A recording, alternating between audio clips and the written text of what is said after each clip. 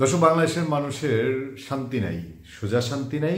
যেদিকে যাচ্ছে দেশের রাজনীতি, নিশ্চিতভাবে বলতে পারেন এটা খুব ভালো লক্ষণ না। এখন কে একেবারে শেষ পর্যন্ত স্যাক্রিফাইস করবে আমি জানি না।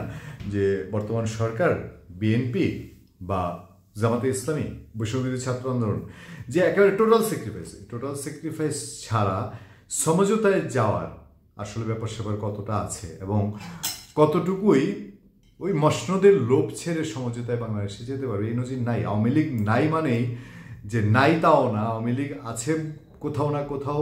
ওই যে বললাম, একটি প্রচ্ছন্ন শক্তি বা একটি আবছা শক্তি, একটা আড়ালের শক্তি। সেই কারণেই এখন জটটা আরও বেশি লাগছে কিনা আমি বলি, বাংলাদেশের রাজনীতিতে 32 না, জিলাপির 64 পেয়েছে। জিলাপিতে তো 32টা থাকে, ওখানে 64টা, এই 64টা বেড়ে এখন আরও দেখেন কোন দিকে যাচ্ছে।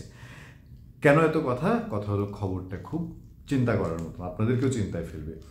বিএনপি, বাংলাদেশ জাতীয়তাবাদী দল, বাংলাদেশের এখন অন্যতম রাজনৈতিক শক্তি, বলতে পারেন যে সবচেয়ে বেশি লোকসংখ্যার দিক থেকে, সমর্থকের দিক থেকে নিঃসন্দেহে এখন জাতীয়তাবাদী দল সবচেয়ে সুবিধাজনক অবস্থানে আছে।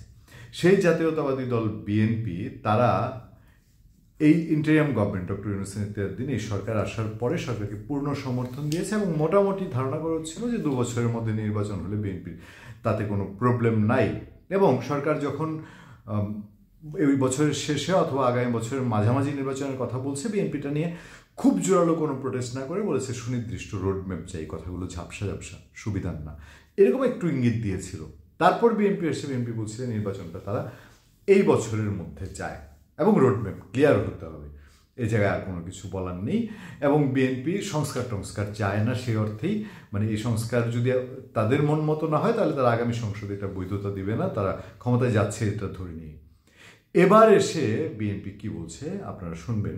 তার আগে আপনাদেরকে মনে করে দিই, আমরা এর আগের কন্টেন্ট সহ এর আগে বেশ কিছু কন্টেন্টে আমাদের পূর্ণিয়ার খোঁজ ইউটিউব চ্যানেল এবং পূর্ণিয়ার ভিউ ইউটিউব চ্যানেল দুটিতেই আমরা বলেছি, আমাদের পেজগুলোতেও আমরা এই নামে পেজগুলোতে বলেছি যে বাংলাদেশের রাজনীতির আকাশে একটা কালো মেঘ জমাট বাঁধতে শুরু করেছে।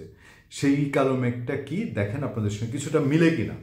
বিএনপি এবার বলছে তারা এই বছরের মাঝামাঝি সময়ে নির্বাচন চায়। প্রথম আলো রিপোর্টটি খেয়াল করবেন। প্রথম আলো সেই রিপোর্টে বলা হয়েছে বিএনপি জাতীয় স্থায়ী কমিটি যে রেগুলার বৈঠকটিতে বসে সোমবারে, সেই বৈঠকে এই বর্তমান রাজনৈতিক পরিস্থিতি নিয়ে চুলচেরা বিশ্লেষণ হয়েছে।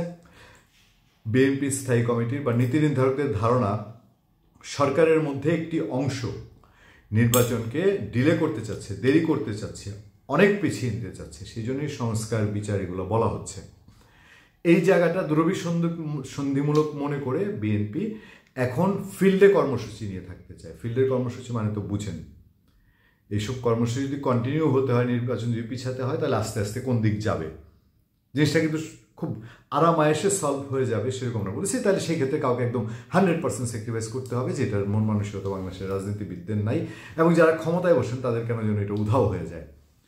বিএনপির স্থায়ী কমিটির মিটিংয়ে অন্যান্য বিষয়ে আলোচনা হয়েছে, দেশের দ্রব্যমূল্য, এই নতুন ভ্যাট ট্যাক্স দেয়া, বেগম খালেদা জিয়ার স্বাস্থ্য, এসব নিয়ে আলোচনা হয়েছে। তবে মুখ্য বিষয় হচ্ছে নির্বাচন। আরও একটি জায়গায় বিএনপির নেতারা ফাইন্ড আউট করেছেন, তারা বলছেন যে সরকারের মধ্যে এই জাতীয় নির্বাচনের আগে স্থানীয় সরকার নির্বাচন করার একটি চিন্তাভাবনা করা হচ্ছে।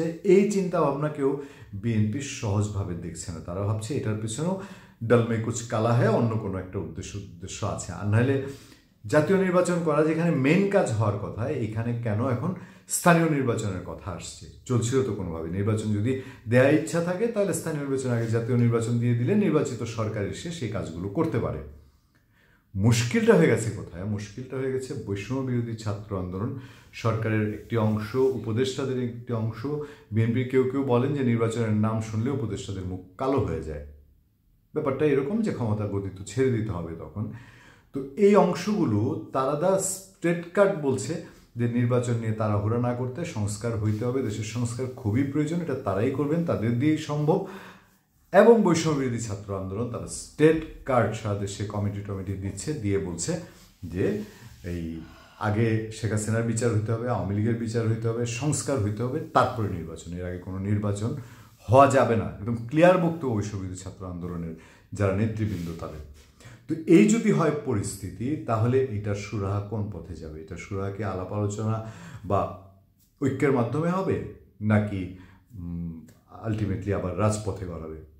দেখার অপেক্ষা। ধন্যবাদ সবাইকে, ভালো থাকবেন, সুস্থ থাকবেন, আবার দেখা হবে, আবার কথা হবে। আপনাদের সাথে আমি আতিক রহমান, পূর্ণিয়া।